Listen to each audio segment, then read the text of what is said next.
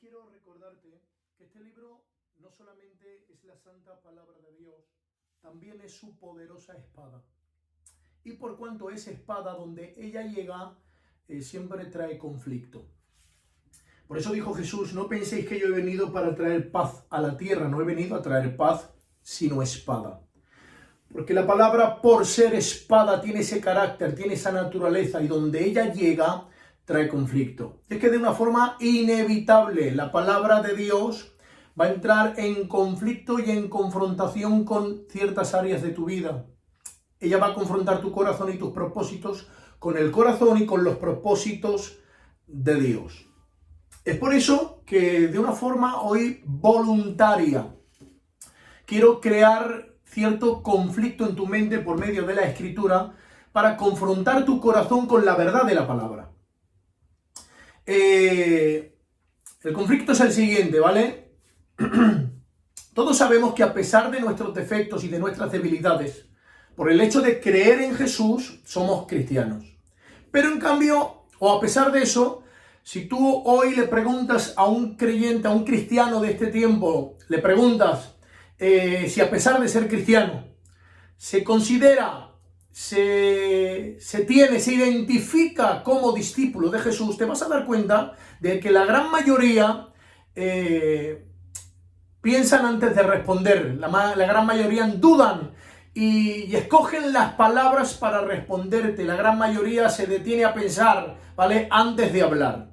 Esto ocurre porque en nuestra mente hay una diferencia entre lo que quiere decir ser cristiano y lo que quiere decir ser un discípulo, ¿vale? Nosotros en este tiempo entendemos que ser un discípulo es alguien que vive a un nivel más alto, y eso es verdad. Entendemos que ser discípulo es alguien que vive muy cerca de Jesús y pasa mucho tiempo en comunión con Jesús. Eso también es verdad. Y entendemos que ser discípulo es alguien que está totalmente comprometido, no solamente con la comunión, sino con el servicio al reino, con predicar la palabra, ya sea en un púlpito o en la calle, ya sea donde sea, con extender los intereses del reino, con servir con tiempo y esfuerzo a los intereses que el reino reclama. Y eso también es verdad. Un discípulo es alguien que sirve, alguien que se esfuerza. Eso es totalmente cierto, ¿vale? Y es ahí donde, de alguna forma, entendiendo que no llegamos a discípulo, hay quien se conforma y hay quien se dice: bueno, yo discípulo no soy, pero yo soy un sencillo cristiano.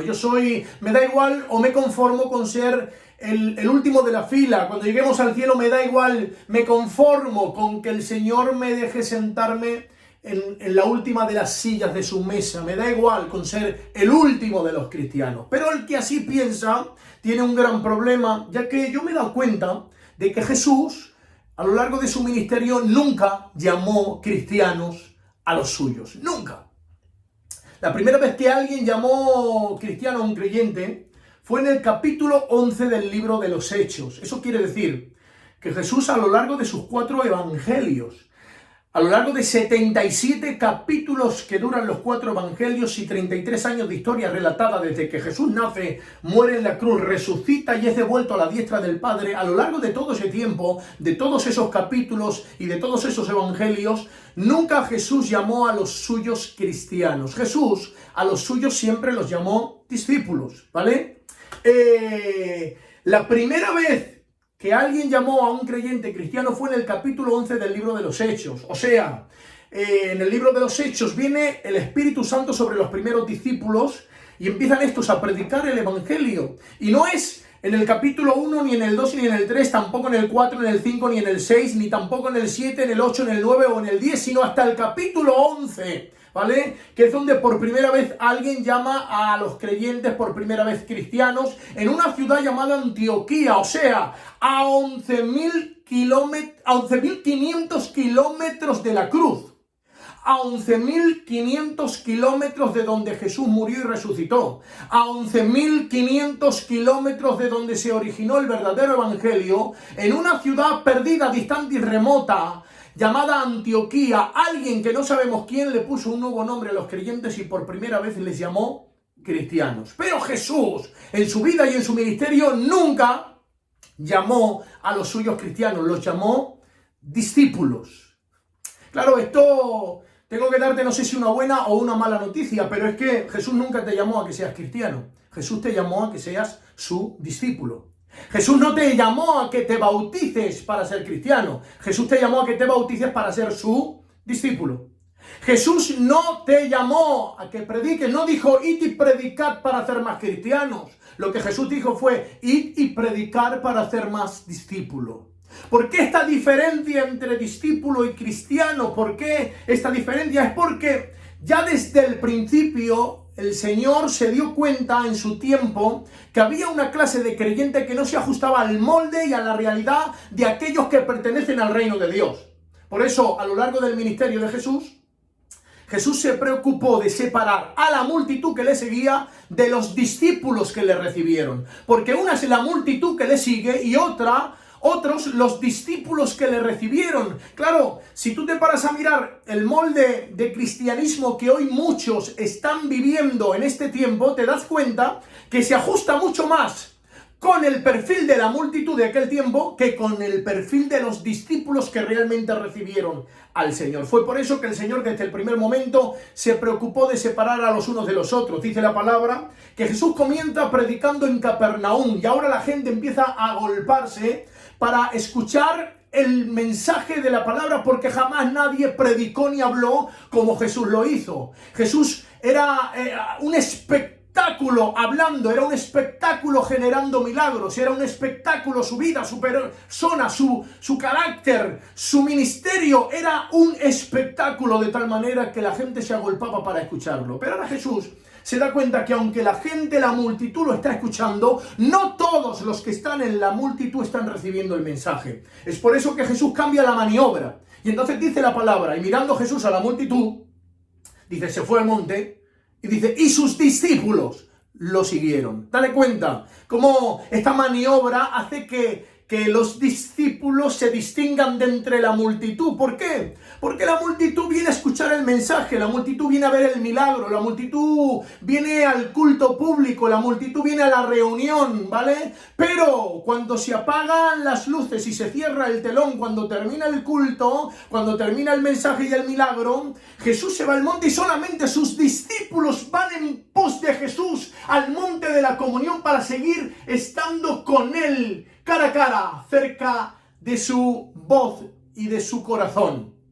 Esa es la diferencia entre la multitud y entre el discípulo, ¿vale? Esa es la diferencia. Y es que date cuenta, la palabra nos muestra cuáles son los rasgos que identificaban en cierto sentido la multitud. Y es que la multitud perseguía a Jesús. Lo perseguía, porque anhelaba escuchar el mensaje, anhelaba ver el milagro. La multitud quería ver el espectáculo que generaba la persona y el ministerio de Jesús, ¿vale? Pero la multitud no quería, aunque lo perseguía, no quería recibir a Jesús y no quería entregarse al ministerio de Jesús como discípulo. No quería. ¿Por qué? Porque ser discípulo hay que pagar un precio muy alto, ¿vale? Los discípulos fueron gente, aquellos que se atrevieron a recibir a Jesús fueron gente, primero, que pusieron su familia y su negocio en segundo plano. Con razón, muchos de la multitud, aunque querían escuchar a Jesús, no querían recibirlo, porque es algo muy difícil, muy costoso, poner a la familia y al negocio en segundo plano, ¿vale? Pero los discípulos lo hicieron.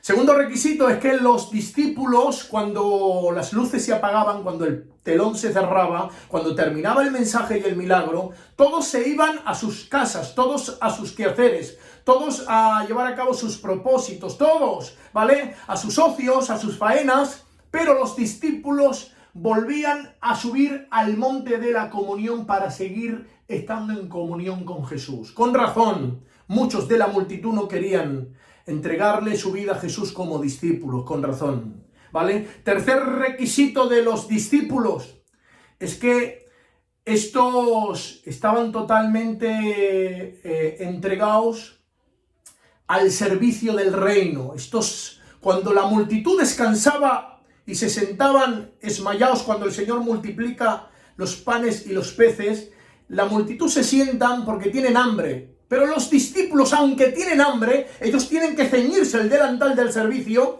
y dar pan cuando ellos tienen hambre. Date cuenta, Ellos tienen que seguir de pie cuando otros pueden descansar. Ellos tienen que seguir sirviendo cuando ellos también tienen necesidad. Ellos tienen que seguir curando heridas cuando quizá ellos son los que tienen las heridas más profundas.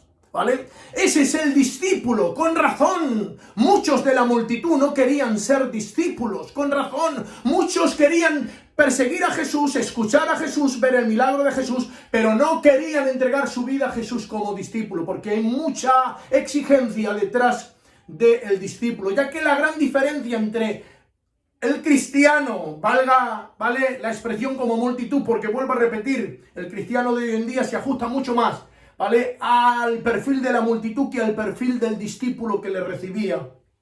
Por eso digo que hoy en día hay muchos cristianos que le proponen algo a Jesús y le dicen, mira, en vez de ir yo en pos de ti, ¿por qué no vienes tú en pos de mí? Porque el cristiano quiere tener cerca a Jesús, ¿vale? Pero no quiere entregarle la vida a Jesús. El cristiano es alguien que quiere vivir con Jesús, vivir juntamente con Jesús, o que Jesús viva con él. Pero eso es un falso evangelio, porque el único evangelio auténtico y verdadero es el que tú mueres para que Él viva. Por eso dice Pablo, ya no vivo yo, sino que Cristo vivo en mí, y lo que vivo ahora lo vivo en la fe del Hijo de Dios. Por eso el cristiano pretende que Jesús viva con él. El discípulo ha entendido que la única forma de vivir un verdadero evangelio es morir para que Él viva. Ese es el único y el verdadero evangelio, ¿vale? Por eso hoy te reto a que te atrevas a volver a recibir a Jesús, no como cristiano, sino que te atrevas a recibir a Jesús de la única forma que se puede recibir, que te atrevas a recibirlo como discípulo, que te atrevas a poner a tu familia y a tu negocio en segundo plano, que te atrevas a subir al monte de la comunión cuando todos se van a sus quehaceres, que te atrevas a ceñirte el delantal del servicio y a seguir sirviendo y a estando de pie cuando otros descansan, porque esa es la única forma en la que se puede recibir a Jesús. Que el Señor te bendiga. La palabra, por ser espada, donde llega trae conflicto.